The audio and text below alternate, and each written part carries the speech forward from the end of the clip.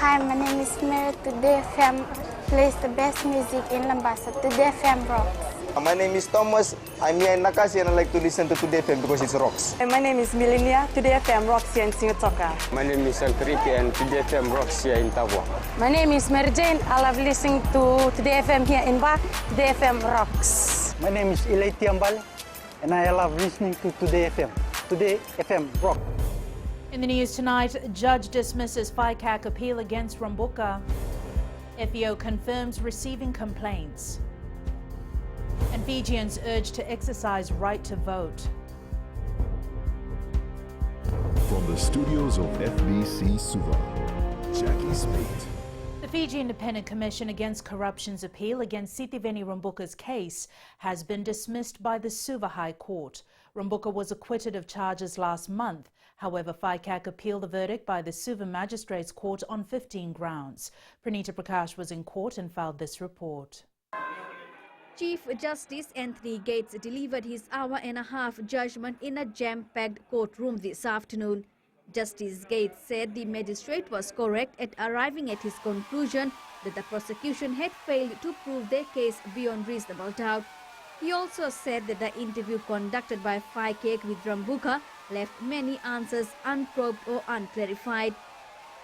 Rambuka was charged by FICAC with providing false declaration of assets, income and liabilities to the Supervisor of Elections contrary to the Political Party Act 2013. The court was ordered summarily to pay Rambuka $4,000 as cost within 2 weeks. Pranita Prakash, FBC News. Numerous reports have been received by the Fijian Elections Office of people violating the 48-hour campaign blackout period that is currently in place. Supervisor of Elections Mohammed Saneem says the reports include vehicles being driven around with campaign materials like stickers and banners still on them. Other reports are of political banners hanging on walls and fences of some properties. Akusita Tale with the details. The public has been given until this evening to remove all campaign materials that are still evident in their homes and vehicles or face the brunt of the law. All banners and the stickers need to be taken down, or stickers need to be taken out of cars in case your cars still have stickers for any political candidate. We will be referring matters to FICAC if we come across any person that has not removed it by this afternoon. The Supervisor of Elections stressed the two-day blackout is to enable voters to decide on their votes without undue pressure. We will be referring these matters directly to FICAC. Today we just tried to facilitate people from removing it. And it is very, very important that people adhere to the blackout rules and they remove all stickers from particularly from their vehicles. The Media Industry Development Authority is also concerned with fake news being published on social media during the blackout period. There is so much fake news and people are beginning to find it really difficult to delineate between fact and fiction. I think all the more reason to have something like the blackout period. So please ensure there is full compliance with the requirements of the law.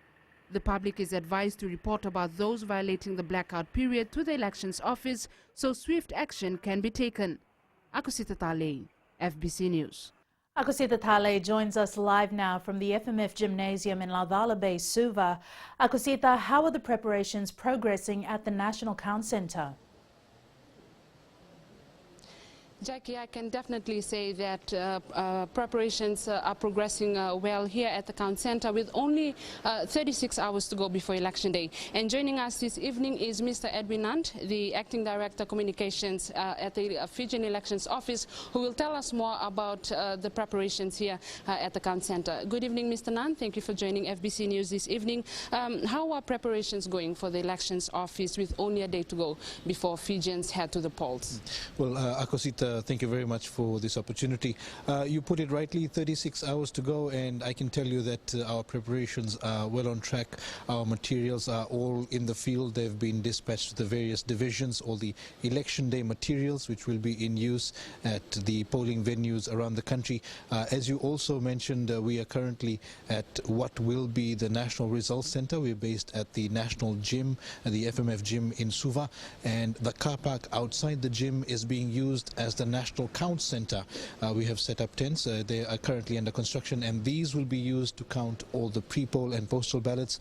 The results center where we are currently based, we're speaking from, is the main center where all the results will be entered into our system once the results start coming in on election night. But so far as preparations are concerned, we are on track. Our plans are being executed accordingly. And we also expect more than 11,000 officials to be out on the field on Wednesday?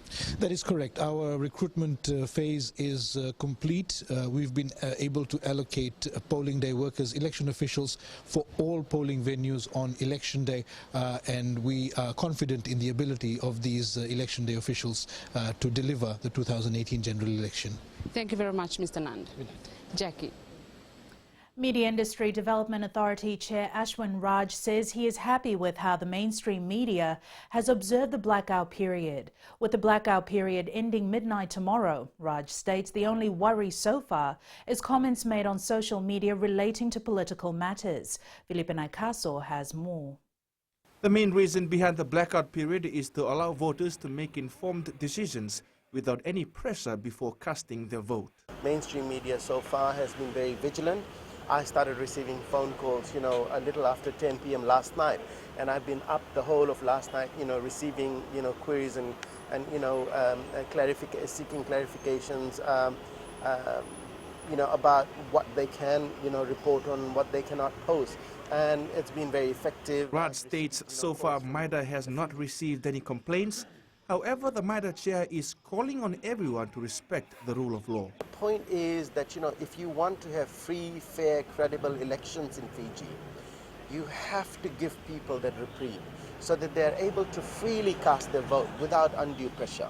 We've had enough of the campaign. We've had enough of, all kinds of debates and so on and so forth. Now is the time for that reprieve, so that people are able to independently make up their minds. Meanwhile, the Fijian Elections Office says anyone caught violating the blackout period will be taken to task. Felipe Naikaso, FBC News. With only a day left to go before Fiji heads to the polls, the final preparations by the Fijian Elections Office is now being carried out. Supervisor of Elections Mohammed Saneem is urging Fijians who are registered to vote to do so come Wednesday. Maggie Boyle reports. It's the home stretch as we head into Election Day. The FEO putting the final pieces together. There is no changes to the voter instruction booklet, nor the national candidates list, as the court ruling has already come out, and therefore all candidates that were approved at the ball draw will be contesting the 2018 general election. The SOE urging Fijians to come out in their droves to cast their vote on Wednesday. Any organization that will continue its operations will have to ensure that all staff in that organization are given the opportunity to go and mark their ballot paper. He's also highlighting that arrangements have been put in place for additional public transport. Buses will operate on election day following the public holiday timetable, and the buses will also be doing extra trips in the morning to facilitate the travel of voters to polling stations. The SOE also advising registered voters to check their polling venues. Maggie Boyle, FBC News. Maggie Boyle also joins us live from Laucala Bay. Maggie, I believe you were present where the official count will take place. What more can you tell us? Jackie, yes, I'm in front of what will be the National Counting Centre. It's currently still being put together. Less than 35 hours, of course, until we head to the polls. Now, this will be a hive of activity come Wednesday night, 6 p.m. when polling venues close and the official count begins. Here behind me, of course, will be the pre-polling votes amongst the first ballots to be counted. Some 69,472 registered voters for the pre-polling period. That, of course, their count will happen at 6 p.m. on Wednesday. Now, the Supervisor of Elections, Mohammed Saneem, of course, talking to us a little earlier today, one of the things he wanted to clarify is that Wednesday, Election Day, is a public holiday, and that those who are working on the day, their employers are to ensure that those who are registered to vote make time to go and cast their votes, along with 550,000 voters that are expected on polling day to exercise their constitutional right. Jackie. Still to come, observers reminded of their role during election. And antibiotic misuse remains a concern. Details after the break.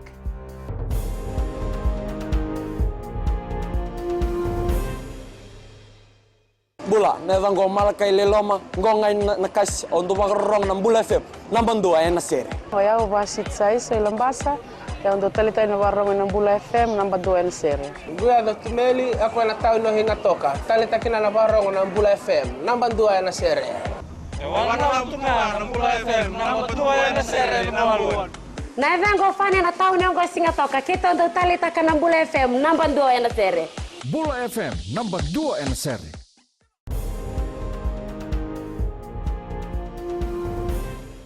Short-term observers in the Multinational Observer Group have been informed of their core responsibilities for the election.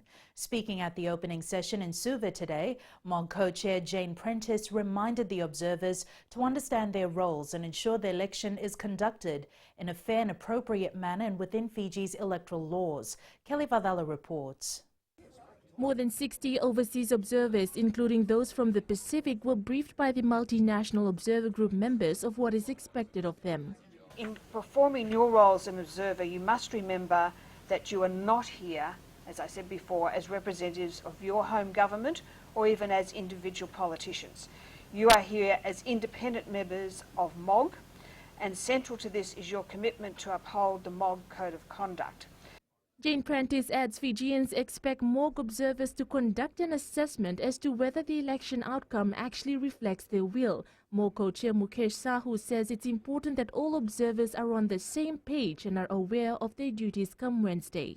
We must understand the whole process, the electoral process here in Fiji, how it is conducted, so that when we go to observe on the election day, we will know where to observe, what to see, what not to see, what to speak, what not to speak.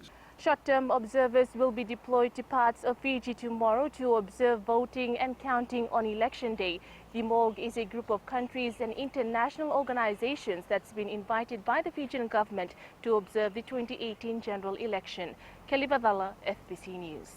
Meanwhile, the Multinational Observer Group says they are ready for the task at hand. MOG co-chair Jane Prentice says to date they have been very thorough in their observations and only minor glitches were found during the pre-poll voting process. Catherine Krishna has more. The Multinational Observer Group is all geared up for the election come Wednesday. We as co-chairs are confident that MOG's work to date has been thorough. And we're honoured to lead the mission through these important last stages of the election process. So far, the MOG members say they are impressed by the professionalism displayed by the Fijian Elections Office staff. We assess their election preparations have been proceeding smoothly, in a large part probably because the FEO has had more time to plan and prepare their election operations. Jane Prentice says the observers will give their feedback post-election. Polling and counting during election day, as well as the counting and tabulation activities at the National Count Centre and the National Results Centre. The MOG will be closely observing these crucial processes.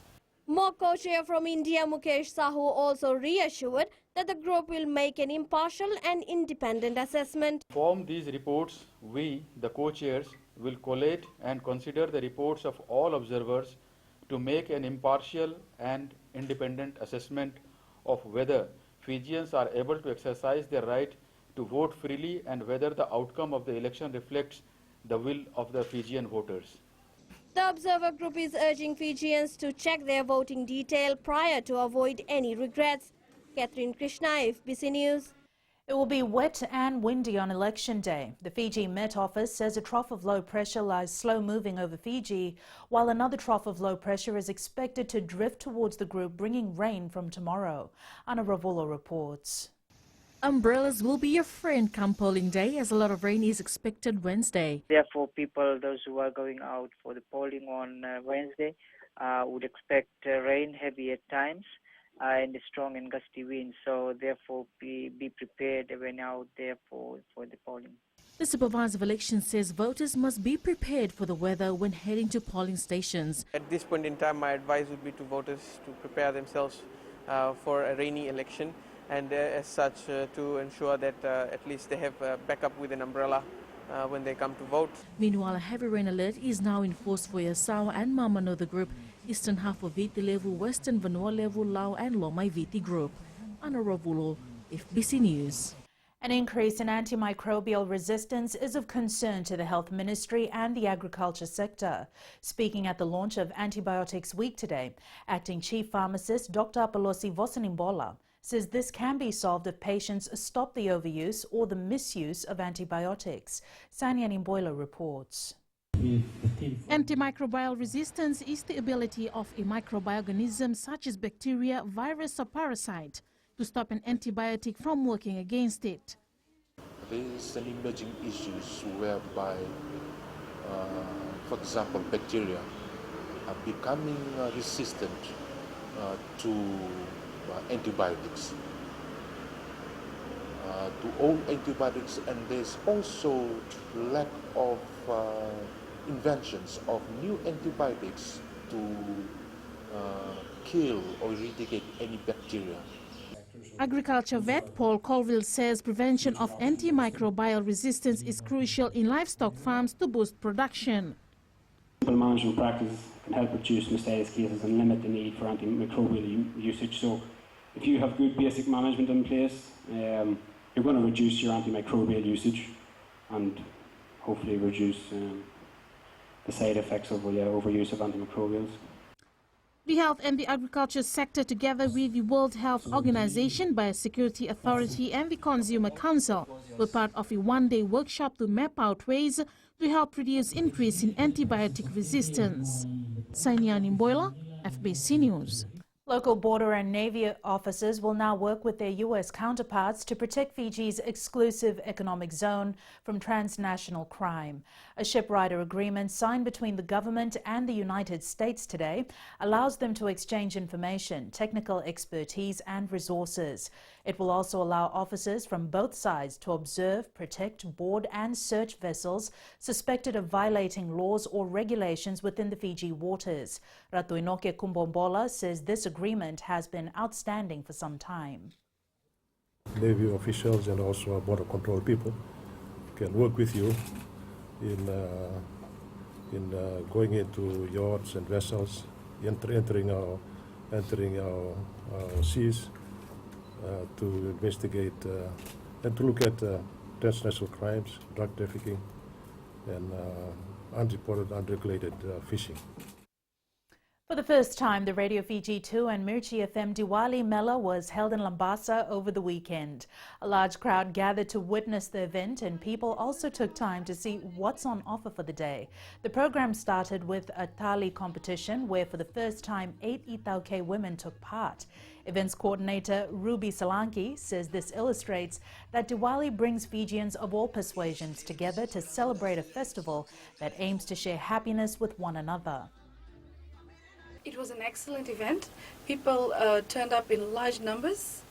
The school ground was full. In business tonight, Fiji Ports announces over 249,000 in bonuses. And in growing Fiji, Mbua Farmer expands sandalwood business. Stay with us.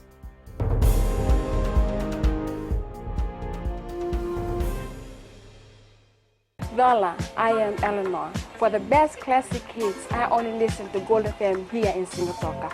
Gold FM, only the classic hits.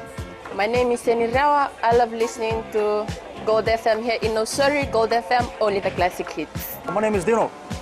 I'm from Outrigger, Coral Coast, Singatoka.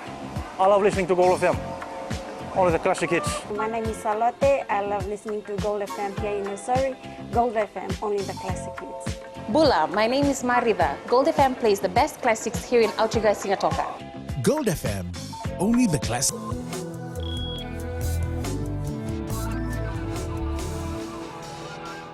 Leading business tonight, Fiji Ports Corporation Limited this afternoon announced a bonus payout of over $249,000, which will be shared between 138 Fiji Ports staff and 80 staff of Fiji Ships and Heavy Industries Limited. Fiji Ports Board Chair Shaheen Ali says last year was a strong and profitable trading year. Ali says the profit after tax was $26.35 million, out of which around $15 million will be paid to shareholders as dividends. It should be noted that there has been an increase in your bonus too, 26% increase in bonus payouts following the divestment in 2015. So as a company, as our profits grow, the dividends grow, as well as the bonuses grow. We now join Sharon from HFC Bank with the latest from the stock market. A quick update of the trading on the South Pacific Stock Exchange last week. 9 listed stocks were traded. Atlantic and Pacific Packaging Company shares recorded a 5-cent rise to close at $1.35. Communications Fiji shares increased by 20 cents to $5.10. Freebird Institute improved by 5 cents to end at $3.05. Meanwhile, FMA Food was up by 10 cents to close at $2.05. RB Patel Group shares rose by 5 cents to $5.05. Rice Company of Fiji shares were up 35 cents to close at $4.75. Toyota Tsusho stocks rose by 25 cents to $7.25, and Fijian Holding shares noted a 20-cent rise up to $7.20. Following these price movements, the overall market capitalization increased by 0.92% and ended the week at $2.8 billion. And that's all the latest from our local stock market. Vinaka. Thanks, Sharon. On to the exchange rates as set this morning. The markets have calmed somewhat after the American midterm elections. The Fiji dollar showed gains against the Chinese yuan, the Aussie dollar and the euro, but slipped somewhat against the other currencies we cover. Looking at the commodities, oil was on the rise at $60 a barrel, gold fell to $1,209 per ounce, and silver closed down at $14.15 per ounce. In growing Fiji, the Mboa province is well known for its sandalwood. However, over the years, this valuable commodity has commercially depleted. Eleanor Tarangaiviu reports individuals and communities are now investing in sandalwood due to its current market value.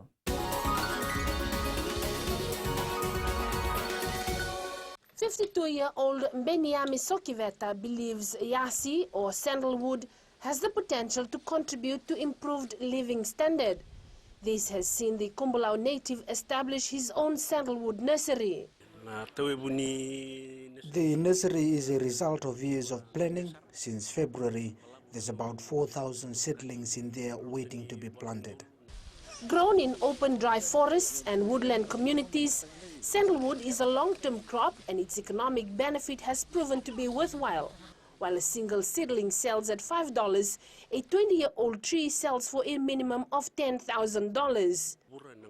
I saw the market value of sandalwood when I was overseas.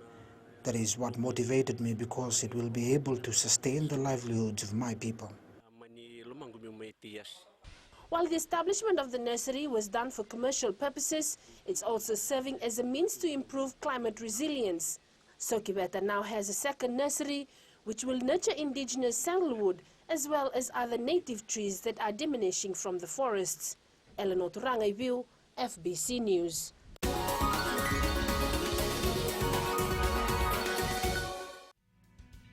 Ahead in sports, Chiefs and Crusaders confirmed for next year's Super Rugby clash in Fiji.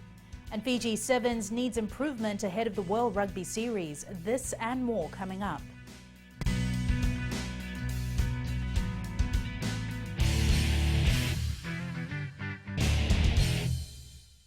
Hi, I'm Jyotishma. I'm from Singatoka. I love listening to Mirchi FM. Mirchi FM is hot. Mirchi FM is #1. I'm Charlene Robert. Mirchi FM rocks in Lambasa. I'm Soname Nasori Jackson. Mirchi FM is hot. My name is Raymond Dutt. I'm a Baba Singh Alliance. Mirchi FM is hot in Lambasa. I'm Kritika from Jax Nasori. I love listening to Mirchi FM here in Nasori. Mirchi FM is hot. Mirchi FM, it's hot.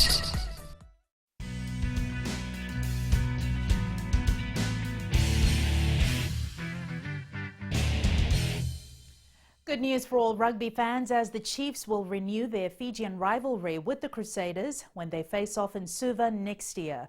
The hosts have announced their 2019 Super Rugby Round 16 home match against the Crusaders in June at ANZ Stadium Suva. Meli Tavanga reports. It will be the third time the teams have clashed in the Fijian capital, with the sides holding a win apiece. We are very excited to have the Galahad Chiefs on board as the host team. We know that in the last 3 years, with the last three Super Rugby games that have happened here, all the Galahad Chief fans have come down in numbers. Even when the Chiefs were not the home team, the numbers were very impressive. And the Gala family over in New Zealand is looking forward to coming again in 2019 and bringing along all their supporters and fans and executives, and we look forward to hosting them again. While it's months away, a lot of fans are looking ahead of what promises to be great rugby. I go for the Chiefs because there are a few All Blacks squad in it. This is a good idea. Majority of us are Crusaders fans, and their return is a good news.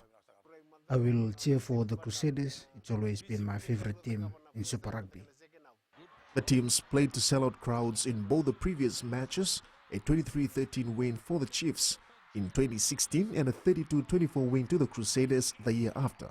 The Chiefs will host the Crusaders on the 1st of June next year at Suva's ANZ Stadium.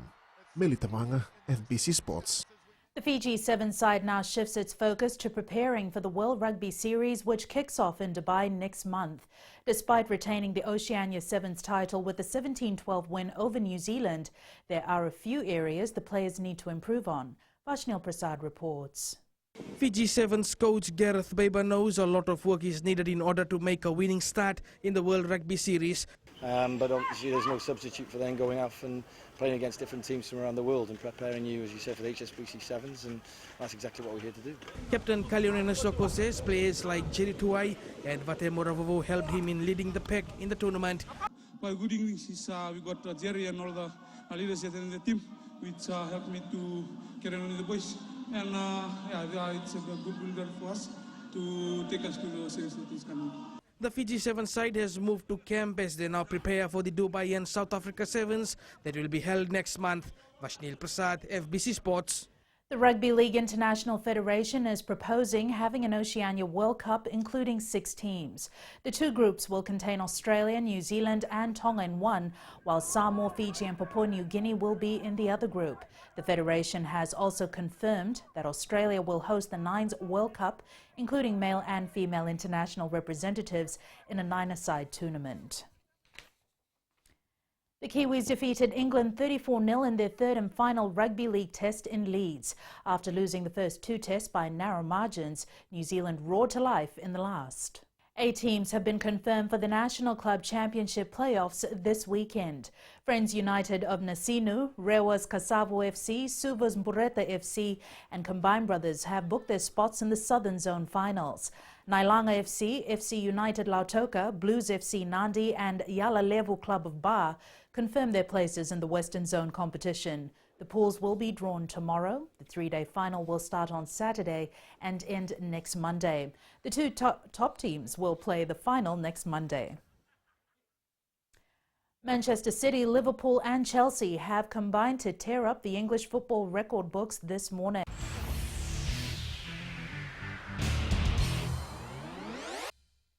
In today's play of the day, Bryson Dechabue holed an eagle putt from just inside 60 feet on the 16th hole that carried him to a 5-under 66 and a 1-shot victory in the Shriners Hospital for Children Open.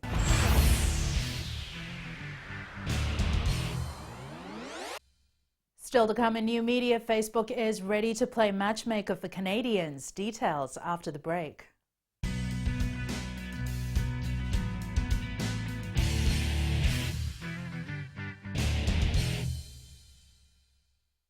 Narang gole senya, Obama kita kena kas, dorong-rong bin nakape, na radio Fijuan, nandong ibit. Ayaw binyana, kita barong na radio Fijuan, nandong ibisi, hindi natoka. Guado ilaisa ingatoka, rong-rong bin na heramakawa na radio Fijuan ingatoka. Radio Fijuan, nandong ibiti.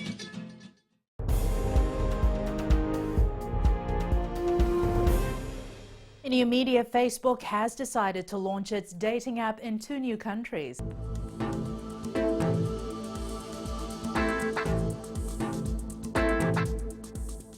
Taking a look at the weather after some heavy overnight rain, most of Fiji today saw a mix of cloud and showers. There was morning sunshine in the west, which gave way to a cloudy afternoon. Eastwards from Pack Harbour to Suva, overcast skies and light rain were the order of the day. And up north, Lambasa had a fine morning and then the clouds moved in. At sea, a strong wind warning is in effect with southeast winds at 20 to 25 knots and rough seas. High tide is at 10:45 tonight, followed by low tide at 5:17 tomorrow morning. Sunrise at 6:22 a.m.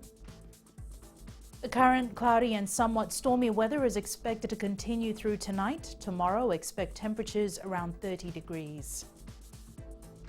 And looking on to Wednesday, we can expect the cloudy weather to continue.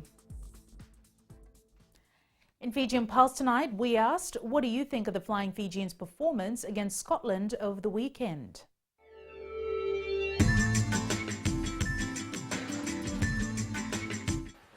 We didn't like the way they played against Scotland. They should have won that match. I think they should work on their defense more. Yes, I think the coach just needs to work on the defense of the players because that was the worrying issue. I think coach has to relook at his first lineup.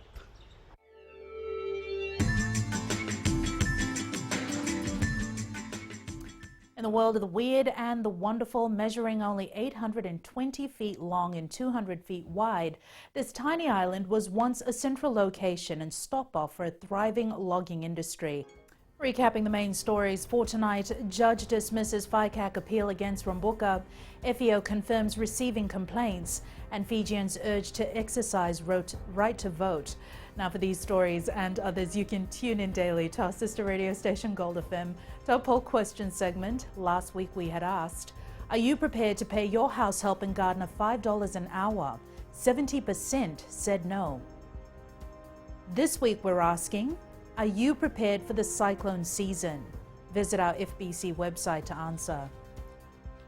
Before we go, our shot of the day sent in by Sahil Prasad all the way from Taveuni, an absolutely gorgeous, picture-worthy shot. Remember, you can send us newsworthy pictures and videos on email fbcnews@fbc.com.fj or share it with us via Facebook page FBC News. You can also follow and tweet us your news tips at FBC_news or simply hashtag FBC News. That was your FBC News for tonight. And the team and I stay safe. Good night.